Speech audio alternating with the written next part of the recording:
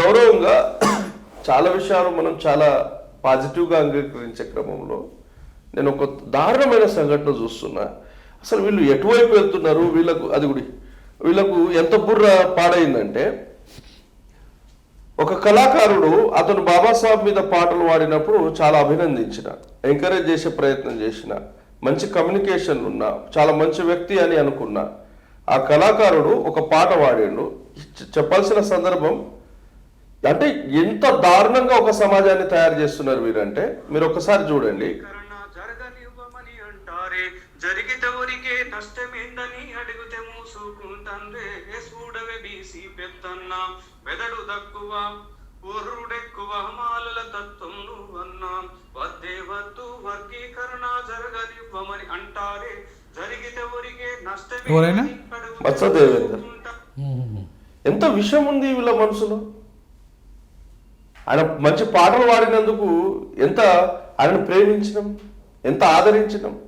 ఇంత విషయం పెట్టుకున్నటువంటి వాళ్లకు మేము మిత్రులుగా అంగీకరించడం అంటే ఇప్పుడు అట్లా కాదు. మీరు ఒకటి ఇప్పుడు పంచుకోవడం తప్పు కాదు కదా, ఆయన మాట్లాడదని పంచుకుందామంటే మెదడు తక్కువ, అట్లా ఆ మెదడు తక్కువ అనే పాట కరెక్ట్ కాదు, కానీ ఆ మాట కరెక్ట్ కాదు. కానీ ఇప్పుడు పంచుకునే విధానము, పెంచుకునే విధానం, ఇప్పుడు రిజర్వేషన్లు పెంచుకునే విధానం, కానీ రిజర్వేషన్లు పంచుకునే విధానం. ఒక ఇంటర్వ్యూలో చాలా స్పష్టంగా చెప్పిన, అసలు పంపకం అనేది రాజ్యాంగానికి వ్యతిరేకం. గ్రూప్ పాలసీని పంచరాదు, అది మీకు తెలిసిందే.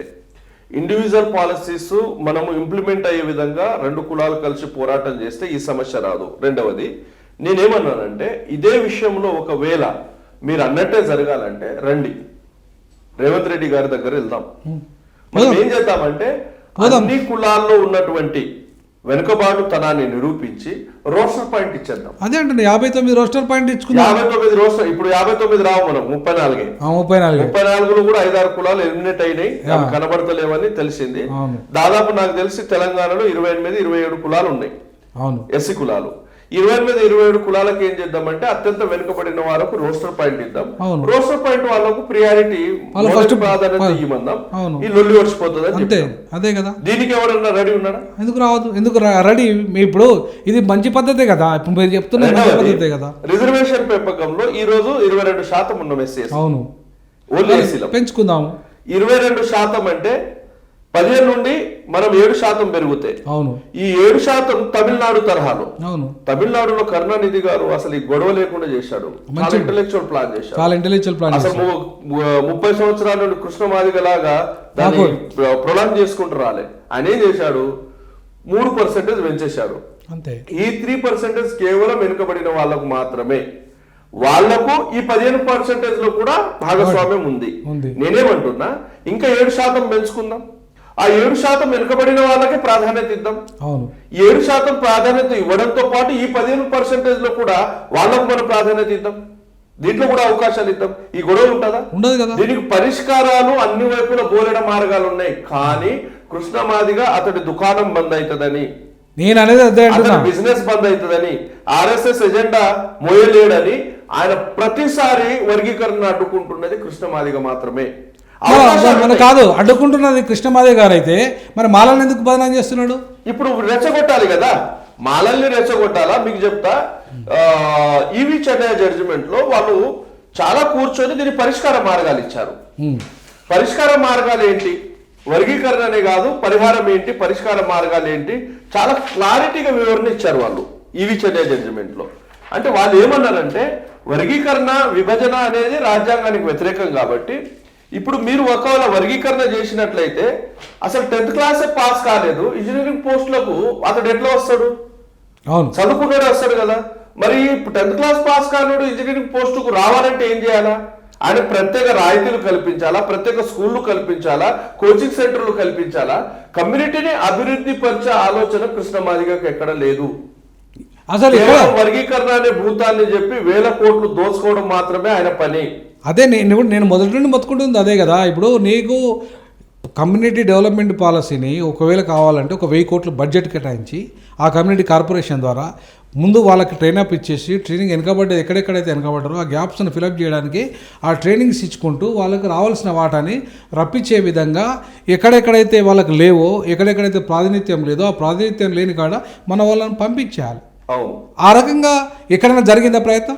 ఇంకా ఎంత మూర్ఖంగా సొసైటీని తయారు చేసిందంటే, అరే ఏమైనా మాట్లాడితే బీసీలకు జరిగింది మా ఎస్సీలకు ఎందుకు జరగదు? ఎటు జరుగుతుందండి? ఇప్పుడు బీసీలో వర్గీకరణ జరిగితే వాళ్ళకి వచ్చే నష్టం ఏంటి? నష్టం చెప్పంటున్నారు. ఇప్పుడు కాదు నష్టం, నేను ఒకటే అంటున్నా, వర్గీకరణ అనేది ఆ పదం కంటే కూడా నా దృష్టిలో పంపిణీ అనేది కాన్స్టిట్యూషన్లోనే ఉంది. డిస్ట్రిబ్యూటివ్ జస్టిస్ అని ఉంది. డిస్ట్రిబ్యూటివ్ జస్టిస్ అనేది భారత రాజ్యాంగంలో ఉంది. అది సంపద పంపిణీ జరగాలి, రిజర్వేషన్ల పంపిణీ జరగాలి, రాజకీయ పదవుల పంపిణీ జరగాలి, భూమి పంపిణీ జరగాలి, అన్ని రకాల పంపిణీ న్యాయం అనేది జరగాలని చెప్పేసి రాజ్యాంగం బోధిస్తుంది. మరి ఇవాళ నువ్వు అన్ని రకాల పంపిణీ గురించి ఏమైనా మాట్లాడుతున్నావా? ఏ రోజు మాట్లాడలే. ఇప్పుడు ఇంకో విషయము, తెలంగాణ రాష్ట్ర బడ్జెట్ 2,90,000 కోట్లు. అవును. ఎస్సీల వాటా ఎంత? 15% పట్టండి, 45,000 కోట్లు. అవును. 45,000 కోట్లు ప్రతి సంవత్సరం ఎస్సీల సంక్షేమం కొరకే ఖర్చు చేస్తే ఈ గొడవ ఉంటుందా? అసలు చేస్తాను రా, చేయనప్పుడు మనం కాదు మనం మాట్లాడుతున్నాం. నవరత్నాలు ముంచేసిండు. ఈయనేమో 6 గ్యారెంటీలు, ఇప్పుడు ఈయనేమో రేవంత్ రెడ్డి ఏమో 6 గ్యారెంటీలు అన్నాడు. 6 గ్యారెంటీ దీంట్లో డైవర్ట్ చేసిండు. ఇప్పుడు చూడండి ఎంత మోసం చేస్తున్నారంటే, రేవంత్ రెడ్డికి కనీసం నీతి ఉంటే, నిజాయితీ ఉంటే, రేపు మీది నేను డైవర్ట్ చేస్తున్నారా, మీకు ఇచ్చేస్తే ఈ గొడవలు ఉన్నాయి, మీరు ఎందుకు ఆ గొడవలు పడుతున్నారని నేను సలహాలు ఇవ్వాలా? ఒక రాష్ట్ర ముఖ్యమంత్రిగా ఉండి 2 కులాల మధ్య గొడవ జరగడానికి ఎంతైతే కృష్ణమాదిగా కారణమయ్యాడో, సెకండ్ కారణం తర్వాత రేవంత్ రెడ్డి. కారణం ఏంటంటే ఇద్దరు బర్న్ అండ్ బాట్ ఒకటే దగ్గర. ఇతనేమో ఆర్ఎస్ఎస్ ఏజెంట్, ఇతనేమో బీజేపీ ఏబీ పోడు.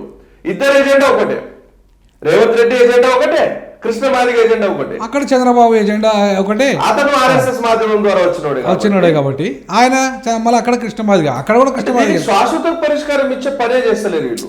అందుకే మనం చేయాలి ఆ పని, అంబేద్కర్ వాదులుగా మనం చేయాలి ఆ పని. మనం ఏం చేయాలి, దీన్ని కూర్చొని మీరు కానీ నేను కానీ ఉపకులాలు కానీ వాళ్ళ ఎవరైతే ఇదంతా కూడా మనం పోయి కమిషన్కు ఒక ఉమ్మడి మెమోరాండం ఇస్తూ ఇది మేము అనుకుంటున్నాం, దీని ప్రకారంగా ఏమాత్రం ఛాన్సెస్ ఈ రకమైన ఛాన్సెస్ ద్వారా మీరు పరిష్కరించండి అని ఒకటి ఉమ్మడి లేక మనం ఎందుకు ఇవ్వకూడదు?